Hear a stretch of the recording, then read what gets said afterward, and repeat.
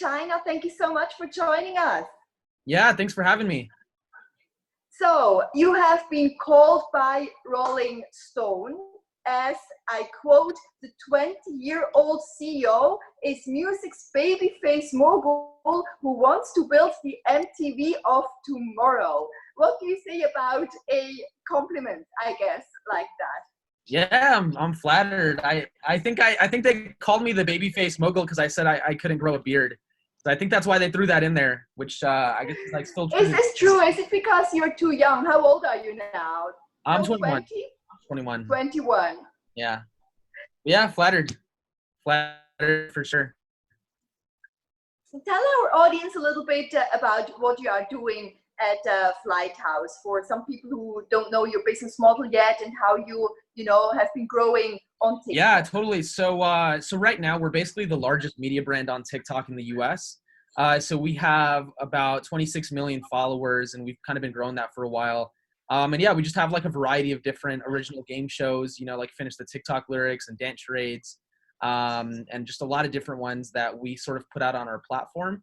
And then in addition to that, we operate basically a marketing agency where we connect brands to TikTok, and we allow for them to understand how to use TikTok in the right way. And we also apply that expertise to record labels. And so we've been a part of, I think, over 20 Hot 100 songs on the Billboard charts that like we've been a part of just like campaigning on TikTok and coming up with ideas for. And yeah, we just have a lot of exciting projects going on this year. Obviously, just figuring out how it is that we translate the Flighthouse brand across multiple platforms, and just other sectors of the business like podcasting and our own record label, which we're working on. So yeah, just a lot of different things. Do you sing yourself? What's that? Do you sing yourself? Oh, do I sing myself? Well, actually, I used to do a lot of like acting in theater when I was younger. So yeah, I I can pull it out when I want to. Right? But not every actor in theater can become a successful CEO, right? Was that Yeah, always exactly. the ambition to become I guess a high fly business person? Yeah, well, that's how I started actually, getting into all this, because I used to do a lot of acting when I was younger. I did theater for like 8 years, and then I was doing music production, and so I was like DJing and all these different things. And one day I was like, I produced a track and I wanted to figure out a way to promote it on YouTube. And so I started a YouTube channel, and then my goal was to basically grow the YouTube channel so big that I could then put my own music on there. And then I just got so into the idea of like, just YouTube channels and record labels that led me on like a 4-year journey after that of just like starting a record label, writing for blogs, working for record labels, working for PR firms, just like all in my like bedroom here. Not this one, it's a different bedroom, but in my bedroom here at my house in Texas.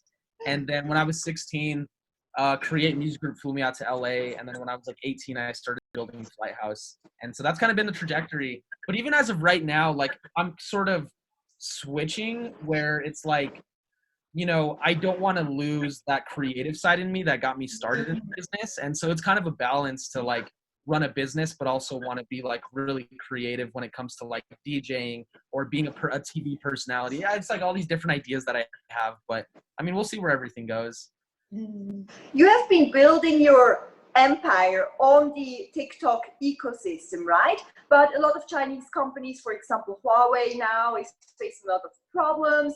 Here in the UK, where I am at the moment, there is a ban on Huawei for using the equipment in the 5G networks and so on. Also, India has banned TikTok and other some 59 Chinese apps, and even the US is considering to block TikTok. So, what would that mean for your business? And are you thinking about other, ideas to diversify your business away from only TikTok? Yeah, for sure. So, I mean, I was telling Shirley this before we got on live, but yeah, I mean, look, we're like already kind of diversifying our audience. We have 1 million on Instagram. We have almost 1 million on YouTube. And so like, it would definitely kind of be a little bit of a setback if TikTok were to get banned. But I mean, we already had a chat about it internally at the company, and it's like nothing we can do about it. So we just got to continue to be first movers in whatever comes next, and just, really defining what it is our identity is on, YouTube, which is a really good monetization platform. But we've learned a lot. So yeah, I mean, again, I think we would just need to roll with the punches, but we're definitely ready in the event that like anything were to happen. On your follower numbers, Jacob, I saw some big gap. Like for example, on TikTok, right? You have some 26 million fans there, but on Twitter you only have like 9,000. So why is that? Do you think that Twitter is dead and you're just not focusing on this platform anymore? What's happening there? Yeah, it's a good question. I mean, Twitter's definitely not dead. It's just to be a brand.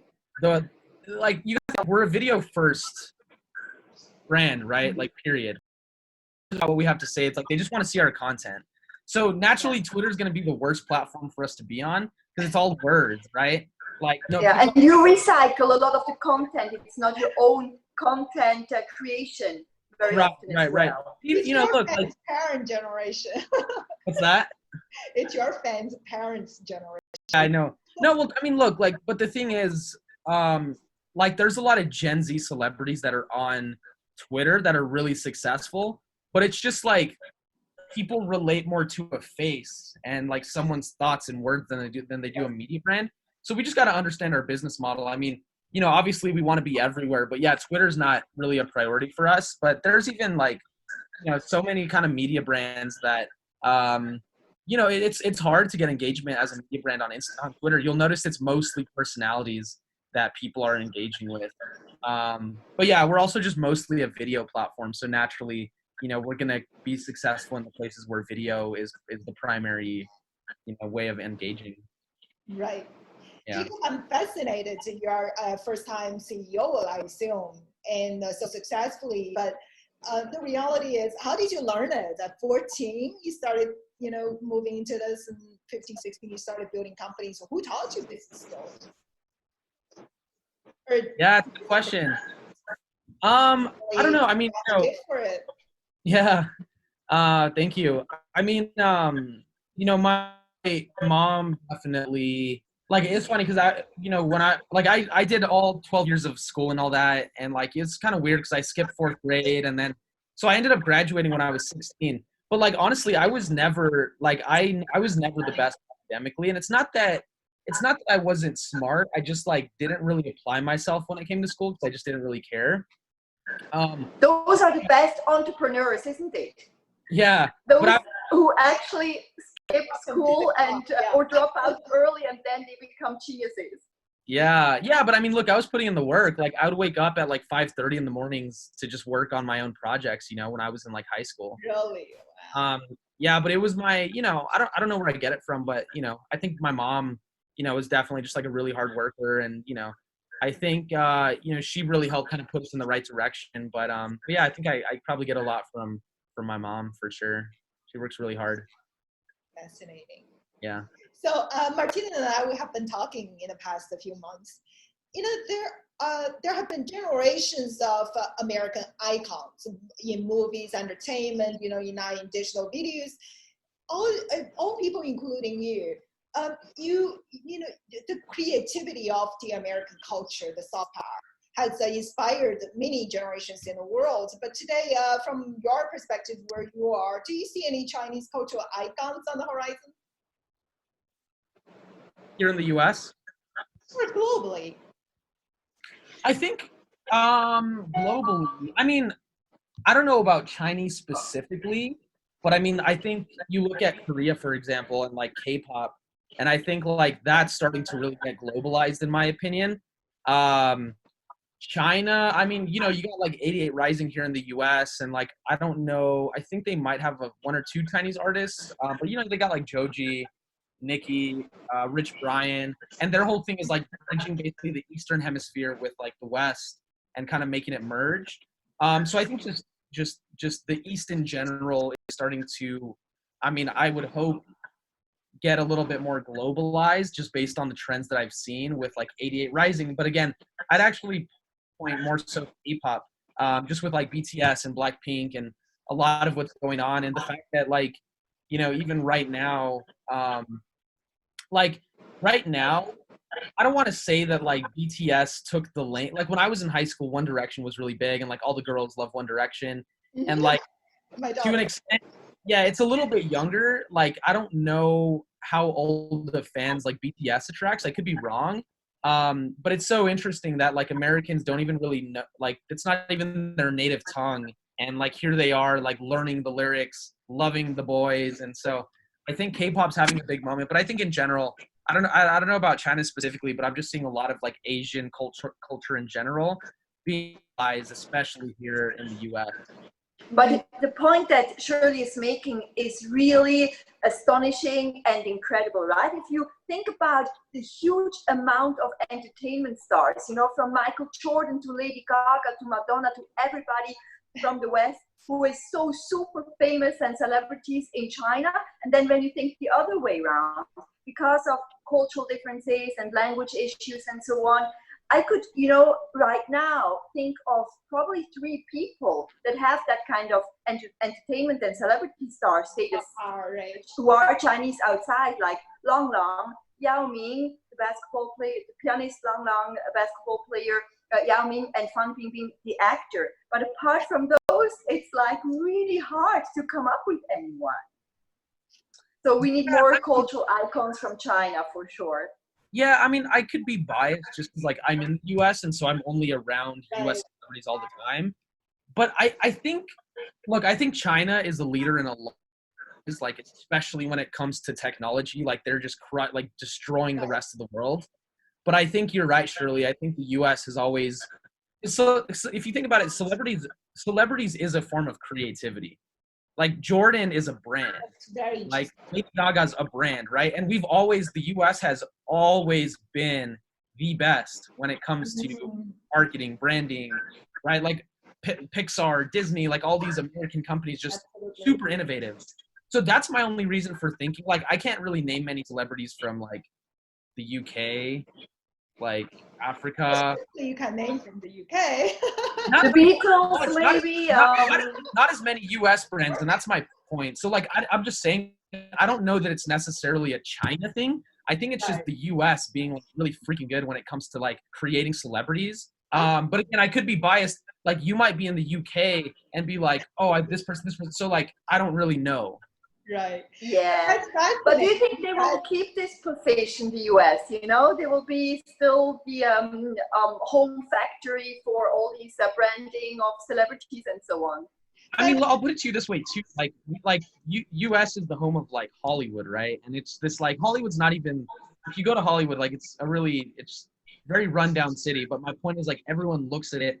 It's a hub for entertainment, right? And entertainment. Yeah, and in China we have Chollywood. The problem is exporting the movies to a wider global audience. That is the main problem. Well, isn't there that one movie? I don't know where it was exported from. Parasite. Oh, that was South Korean. South Korea. Fantastic. Oh fantastic. yeah, the Parasite movie. Yeah, that's fantastic. Yeah. Right. Yeah. Big winner. Yeah, that blew up. Yeah, right, absolutely. Well, it's fascinating in a way and controversially, really, you know, Jacob, you are resorting to a Chinese platform and building 20-some million fans on there, selling American soft power, essentially. But tell me, I was incredibly inspired by what you said because celebrity is essentially culture and inspiration. In your labels and in your records, what was the embodiment? What was the soul, the spirit in there that you are trying to tell the world? Yeah, that's a good question. I think there's a lot sort of bottled up in it. I think what I'm trying to tell the world, and again, like let me explain it to you like this, right? If you're trying to like bottle an emotion up or bottle a spirit up or whatever you want to call it, energy, right? A message. Much easier to do when you're one person because there's not anyone involved, and it's like could be you writing a song, putting that song out, and you asking me, oh, what's your message about that? Oh, my message is to show everyone that they're not alone with their problems, right? The thing is though, the higher scale you get, you got to work with more people. There's just no way to move throughout life without working with more people. So that message can kind of get, not like it can get shared and kind of, you know, muddled up across a lot of different people because you're collaborating.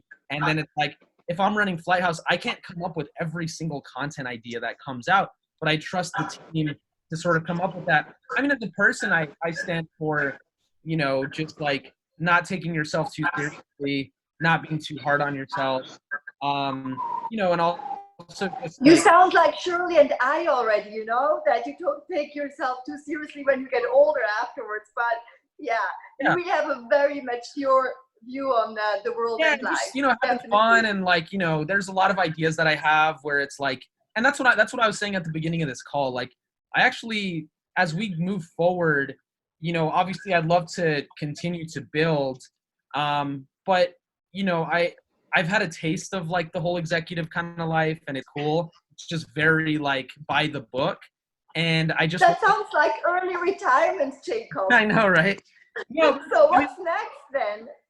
I mean, it's not about what's next. It's not about what's next project wise. It's about what's next, like for me as a person, you know, and how it is that like I continue to stay creative, right? So I mean, that's where my head is at. But I mean, you know, look, like I think there's a big part of me, like when if I think back to like why I started all of this, it was always to express myself, to entertain people, and to inspire people, right? And those three things is like a pretty recurring theme in a lot of what we do. Because I can inspire people by leading by example, or like we own a mental health podcast for teenagers, which is meant to inspire. Our content's meant to entertain, and you know, I obviously, like, I encourage for not only for myself to express myself, but for everybody that I work with to express themselves as much as they possibly can. So I think that's kind of the intention for now. But look, I think just you know, and just empowering people to express themselves and be their best selves, and that's why I love working with creators so much, because you know, I always want to be just like a solid person that they can rely on, you know, to help them handle their business or whatever it might be. So tell us a little bit of the current structure in Flighthouse. How is the company like? Yeah, I mean, so it's about 20 of us. And so, you know, it's like me, and then, you know, I have like an operations person, and then there's like another person that heads up the marketing business. And then we just have like a lot of producers and editors, but we're all just very young and like creative, and, you know, always like just hungry to come up with a lot of ideas. So yeah, it's just like a really cool culture. If you were invited to Harvard Business School for the commencement ceremony, say this year, what would you teach them, something that they don't learn at HBS? Oh, you said if I was invited to give a commencement speech? Give a commencement speech at Harvard Business School. What would you say that they don't learn at school? That's a really good question. I mean, I think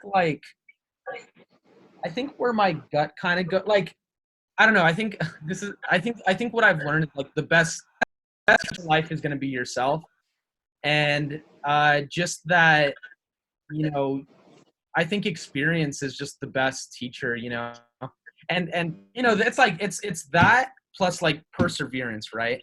But it's like, it's weird. There's like a lot of, because it gets very complicated the more you dive into it. But like, yeah, I think the best teacher in life is going to be yourself, and that's why you got to just try stuff out. And I actually heard failure as well, right? You have to fail sometimes and get up on your feet again. Did you have a massive failure, a massive setback at some point during your young career already, or it was all a honeymoon phase? Well, I was gonna say, I know, right? You cannot be that lucky. No. Well, I was gonna say, I mean, yeah, it's like perseverance, you know, but like I even heard a really good quote from Marc Ecko where he said, "Success is just the hangover of failure." Right? Very nice. Yeah. Which is a good quote, because it puts stuff into perspective. It's like, your mission isn't to reach success. Like, your mission, like, you're supposed to fail along the way, right? And I mean, it was funny because I mean, obviously, it's like I observe a lot of religion, like, in just spirituality, and I just like I pull from a lot just to get inspiration. And I read this quote in the Bible that was like, even the most righteous fall down 7 times and will get back up 7 times. You know what I mean? And 7's obviously like a magical number within the Bible, blah, blah, blah, blah, blah, 7 days of the week. But the point is, like, it's cool to see that even these like ancient texts well, even if it's Christianity that written a long time ago, have these things about just perseverance and these lessons. But to answer your question, I mean, you know, no, have I had failures? Yes, I have. I mean, there was a time where like, you know, and I think it's okay. It's okay to like, it's super, super okay to fail. And, you know, look, like the content that you look at right now on our TikTok, that was like a year and a half in the making until we got to a point where it actually started to work. But prior to that point, we were just wasting a bunch of money, and like content wasn't working, business model wasn't working, we were losing money. So there was like that time. There was another time in my career where like I felt like I had hit my ceiling and I didn't know what to do next. And then I started working on Flighthouse. So I mean, this stuff happens a lot, and even to this day, like there's still a lot of failures that I take on like a weekly basis. Like we don't get a certain deal, or a competitor gets the deal, or you know, content doesn't work, or we're not able to get someone in for content that we want to get in. Like it happens all the time. You just got to roll with the punches. And I mean, look, the best thing you can do is seek feedback from others and just be self-aware of your own shortcomings and just know how to balance that out with team. But look, I mean, you know, what I will say with that is like, I'm trying to normalize the idea that it's okay to not believe in yourself sometimes, because I think a lot of people get too caught up in like, oh, I gotta wake up and I gotta believe in myself and I gotta be 100%. And I'm like, I just give it your all. Like, I think it's like, dude, I mean, trust me, like you guys don't even know the amount of like anxiety that like comes through my head on a daily basis, but I'm just able to kind of cope with it and move on and function. And that's what's important, right? Like you just can't sit in your bed all day and just let depression consume you. I've been depressed so many times in my life. Like, and I know you might think it's for silly. I know, but I mean, it's like, but the young people in Gen Z is like super, like I'm not as bad as some people, but like I have my fair amount of anxiety and depression about things. And it's not like, it doesn't consume me, but it's just so important to like, just keep moving on and keep the right company around you. But I guess my point is like, it's fine if you're not feeling okay. Like it's totally fine. It's because a lot of people think that like, you got to be like headstrong and perfect and don't show any emotions. But I mean, all this stuff is perfectly human. And the more you deal with it, the stronger that muscle becomes, right? So I don't know. That's how I look at it. That's fantastic. And I was reading Aristotle last night, and so I may add one more quote on yours. It says that the first principle of all actions is leisure. Is what, leisure? It's leisure. That's a good quote. Yeah, I mean, leisure is underrated as well, right? Leisure is super. Jacob, I grew up in the Chinese culture. I grew up listening to traditional Chinese music. It has a very unique tone to it. I don't know, have you heard of Chinese music? I mean, you know, perhaps in a studied way, you know, with a lot of Chinese harps and, you know, mountain flowing waters and, you know, just very, very serene, beautiful. But anyways. I don't think I have. Well, some are available on iTunes. I must say not a lot though. But, for, you know, for Chinese music, of course, music and culture in general has no borders. And music is healing, which is what you do for the world. Do you intend at some point in time to see more of a fusion between the music you bring to the world with perhaps different cultures, perhaps Chinese culture? That's actually something that I'm really, really big on, is like, it's just diversity in general. Just because, you know, I think, you know, we're getting at a point in kind of the world where, we're getting to a point in the world where it's like, it's so funny because I was on the phone with this manager the other day, and this was like a month ago, I think. But I was like talking to him, and he answers the phone and he's like, Jacob. And I was like, what's up, man? He was like, yeah, I was just saying name like in the traditional Hebrew fashion. And I was like, oh, is that how they say it? He was like, yeah. And I was like, oh, that's interesting, man. I was like, yeah, now all I got to do is, I forgot what I said. I was like, yeah, now all I got to do is like get, like become Jewish or something like that. Maybe you can help me out because he's Jewish. And then I was like, yeah, once I get that done, like then that's all I need in Hollywood. And he was like, no, not even, man. He was like, now it's like, if you're anything but Jewish, you're working in Hollywood, or like, you know, that's what Hollywood wants.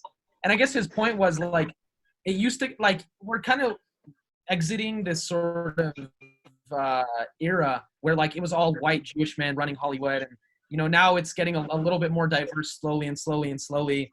Because like both my parents are Mexican, and so I'm really passionate about just kind of connecting with other even Latin artists that are like underrated right now and bringing them to the world. And so yeah, that's like that would actually argue that is more of a passion of mine than breaking records. Is like, how do I break records from underrepresented artists?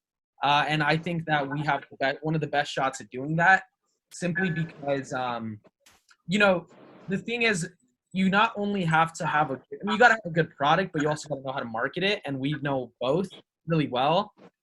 So yeah, that's a huge part. But I think just in general, like, I was at Coachella last year, and it was just really interesting to see like Blackpink and J Balvin and Rosalia and like all these acts that are international starting to get thrown into the headlines. So we totally need more cultural fusion and exchange, like Chinese artists and African and Latin and US and European. Also, as you mentioned, J Balvin, you've obviously listened to the latest Black Eyed Peas album as well, and that influenced, right, with Maluma and J Ray Soul and J Balvin, Shakira also appearing there. So this is exactly the kind of messaging that we need in this world of pandemic as well. True. Yeah, but just in general, I think the world is just getting a lot more diverse with like its culture and stuff like that, which is really cool to see. And I think the world needs a lot more healing as well. Do you have any plans to expand into Chinese market? Yeah, hopefully.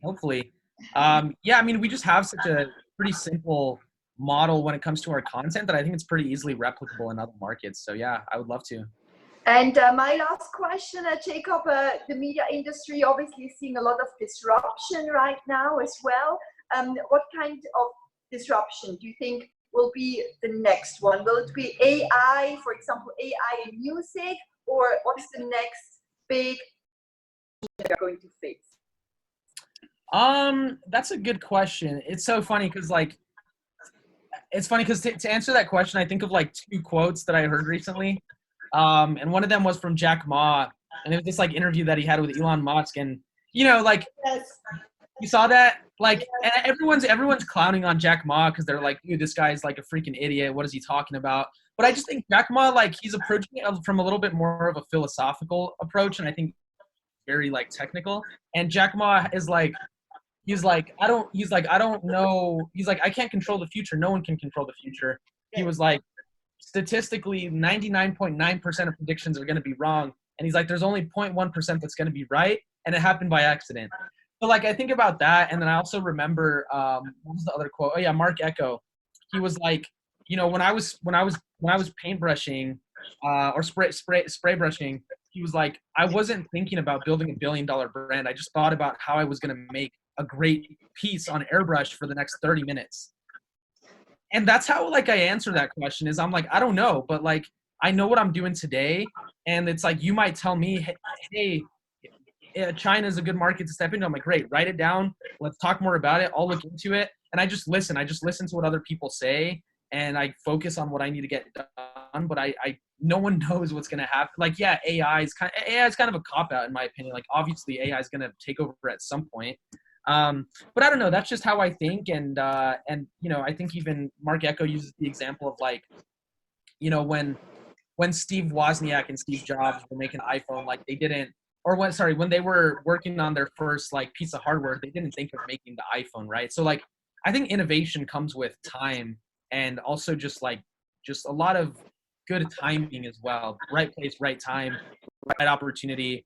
And, like history will see you as an innovator just if you're in the right time and you take advantage of the right opportunity. Like people think that I'm an innovator, which I guess on paper I am, because it's like, oh, look, the first ever media brand on TikTok, dude, you're so innovative. Wow, like you really use this platform for something else. And I'm like, I guess, like I just thought it was a good idea at the time, and we tried it and it works. And that's follow your gut feelings and your instinct. Yeah, I could be wrong though. I don't know. That's a very Zen way of looking at life. Fascinating. Yeah. Thank you so much, Jacob. Jacob, thank you so much for your time.